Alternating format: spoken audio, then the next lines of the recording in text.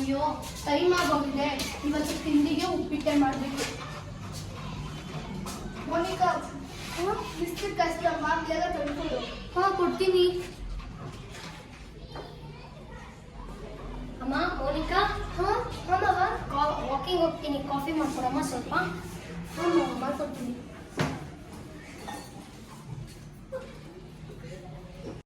ಅಯ್ಯೋ ಕಾಫಿ ಮಾಡ್ಬೇಕಂದ್ರೆ ತರಕಾರಿ ಬಿಸಿ ನೀರು ತೆಗಿಬೇಕಲ್ಲ, ಸ್ವಲ್ಪ ಆಮೇಲೆ ಮಾಡ್ಕೊಡ್ತೀನಿ. ಮೋನಿಕಾ, ಕಾಫಿ ಆಯ್ತಾ ಅಮ್ಮ? ಮಾವ ಕೊಡ್ತೀನಿ. ತಿಂಡಿಗೆ ಪೂರಿ ಮಾಡ್ಕೊಡು. ಇಲ್ಲಪ್ಪ, ಭಾನುವಾರ ಮಾಡ್ಕೊಡ್ತೀನಿ. ಇವತ್ತು ಪೂರಿ ಮಾಡೋಷ್ಟು ಟೈಮ್ ಇಲ್ಲ ನನ್ನ ಹತ್ರ. ಇನ್ನೊಂದು ತಿಂಡಿ ಮಾಡೋಷ್ಟು ಟೈಮ್ ಇಲ್ಲ. ಸರಿನಾ ಮಗನೇ? ಹೋಗಮ್ಮ, ನೀನು ಯಾವಾಗಲೂ ಬಿಸಿ ಇರ್ತೀಯ. ಅಮ್ಮ, ನನ್ನ ಶೂ ಎಲ್ಲಿ? ಅಲ್ಲೇ ಶೂ ರ್ಯಾಕಲ್ಲಿದೆ ನೋಡಮ್ಮ. ಶುಭ, ಇಲ್ಲೆಲ್ಲೂ ಕಾಣಿಸ್ತಾ ಇಲ್ಲ ನನಗೆ. ಇಲ್ಲೇ ಇದೆಯಲ್ಲಮ್ಮ, ಸ್ವಲ್ಪ ಹುಡುಕಿದ್ರೆ ಸಿಗ್ತಾ ಇತ್ತಲ್ಲ ಶುಭ ನಿಂಗೆ. ನೋಡು, ಟೈಮ್ ಎಷ್ಟಾಗಿದೆ. ಬೇಗ ಇದ್ರೆ ಕೆಲಸ ಬೇಗ ಆಗಲ್ವಾ? ಎಷ್ಟು ಬೇಗ ಅಂತ ಇದ್ದೊಳ್ಳಿ, 5:15ಕ್ಕೆ ಎದ್ದಿದ್ದೀನಿ. ಅದ್ರಲ್ಲೂ ಬೇರೆ ಆಚೆ ಚಳಿಲಿ ಕೆಲಸ ಮಾಡಿದ್ದೀನಿ. ಇಲ್ಲ ನನಗೆ ಗಮನಿಸೋರು ಯಾರು ಇಲ್ಲ, ಕೇಳೋರು ಯಾರು ಇಲ್ಲ.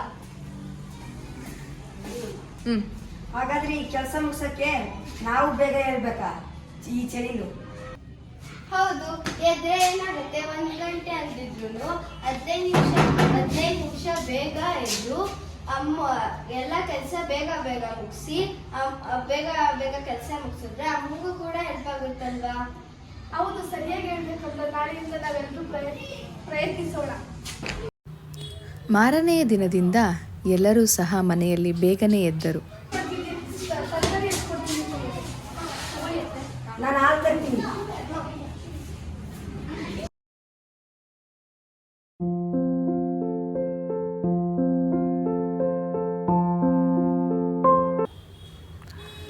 ಮಕ್ಕಳು ತಮ್ಮ ಅಜ್ಜ ಅಜ್ಜಿಗೆ ಕಾಫಿ ಹಾಗೂ ಬಿಸಿ ನೀರನ್ನು ತಂದುಕೊಟ್ಟರು.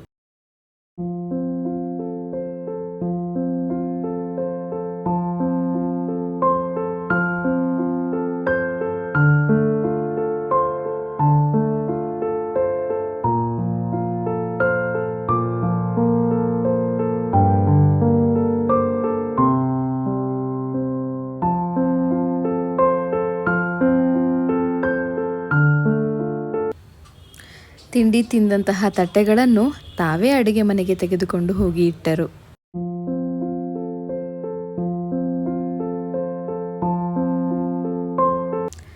ನಂತರ ತಮ್ಮ ಶಾಲೆಯ ಬ್ಯಾಗನ್ನು ತಾವೇ ಸಿದ್ಧಪಡಿಸಿಕೊಂಡು ಶಾಲೆಗೆ ಹೊರಟರು. ಇವತ್ತು ಮಕ್ಕಳನ್ನ ನಾನೇ ಶಾಲೆ ಬಸ್ ಹತ್ತಿಸಿ ಬರ್ತೀನಿ. ಬನ್ನಿ ಮಕ್ಕಳು.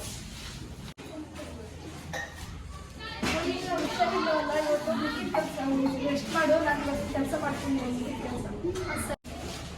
ಅಯ್ಯೋ, ಇನ್ನೂ 9 ಗಂಟೆ ಅಷ್ಟೇ. ಇವತ್ತು ಎಲ್ಲ ಕೆಲಸ ಬೇಗ ಮುಗಿಯಿತು. ಎಷ್ಟು ಖುಷಿ ಆಗ್ತಿದೆ ನನಗಿವತ್ತು. ಕುಟುಂಬವೆಂದರೆ ಸಹಬಾಳ್ವೆಯ ಜೀವನ. ಪ್ರತಿ ಕೆಲಸವನ್ನು ಹಂಚಿಕೊಳ್ಳುವುದರಲ್ಲಿ ಸಂತೋಷವಿದೆ.